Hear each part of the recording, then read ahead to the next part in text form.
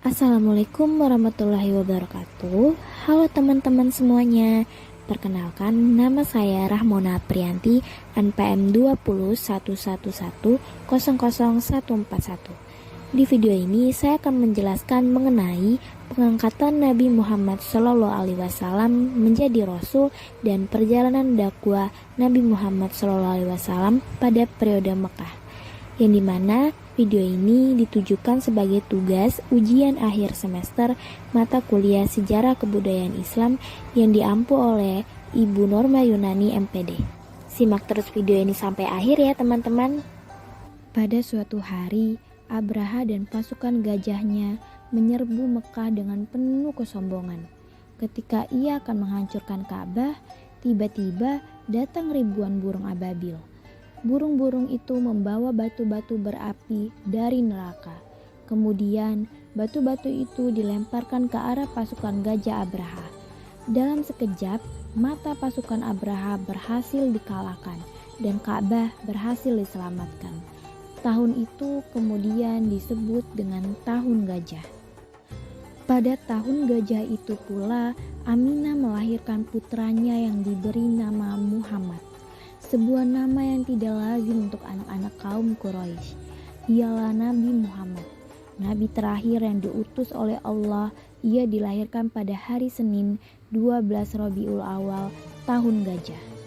Memasuki usia ke-40 tahun, ketika Nabi Muhammad SAW tengah uzlah dan ikhtiar di Gua Hiro, tepatnya di malam Senin, malaikat Jibril datang dengan wujud aslinya untuk mengatakan secara langsung wahyu pertama dari Allah Subhanahu wa Ta'ala, yaitu surah Al-Alaq ayat 1-5.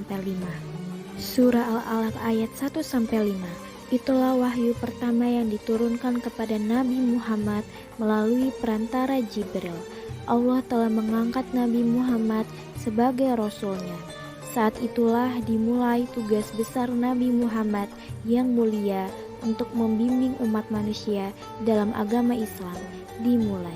Setelah itu Nabi Muhammad pulang dan menceritakan semuanya ke Siti Khadijah. Istri Nabi Muhammad SAW itu menjadi orang pertama yang mengimani tauhid yang dititipkan oleh Allah Subhanahu wa Ta'ala melalui wahyunya. Setelah turunnya wahyu pertama, surat Al-Alaq ayat 1-5 yang menandakan diangkatnya Nabi Muhammad menjadi nabi dan rasul, turunlah wahyu yang memerintahkan untuk berdakwah dengan surat Al-Mudatsir ayat 1-7. Langkah pertama yaitu dakwah secara diam-diam di lingkungan keluarga dan sahabat. Di antaranya yaitu Khadijah, Ali bin Abi Thalib, Abu Bakar Asy-Siddiq, Zaid, Ummu Arman, dan lainnya.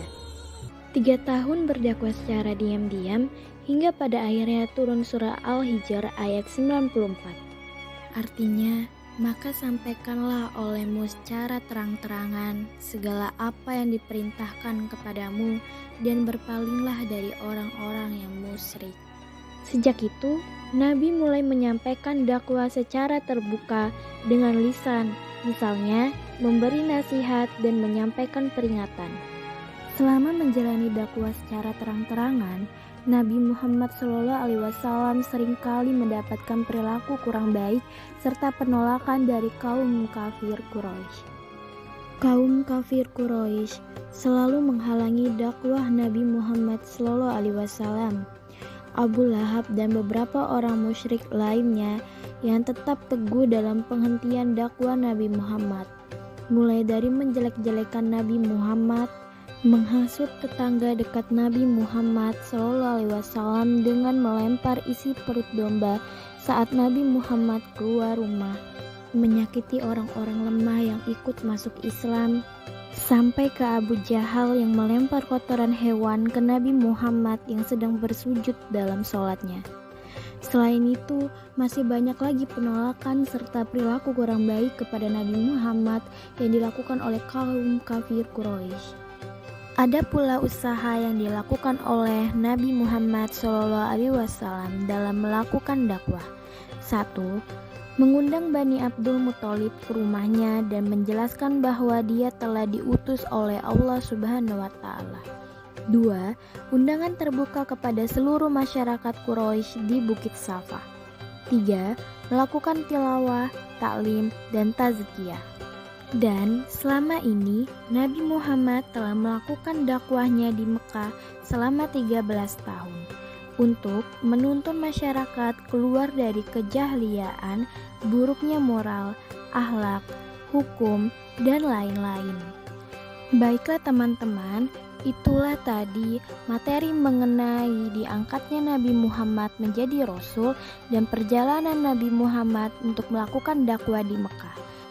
Jadi kesimpulannya, Nabi Muhammad SAW diangkat menjadi Rasul pada bulan Ramadan tanggal 6 Agustus 610 Masehi di Gua Hira.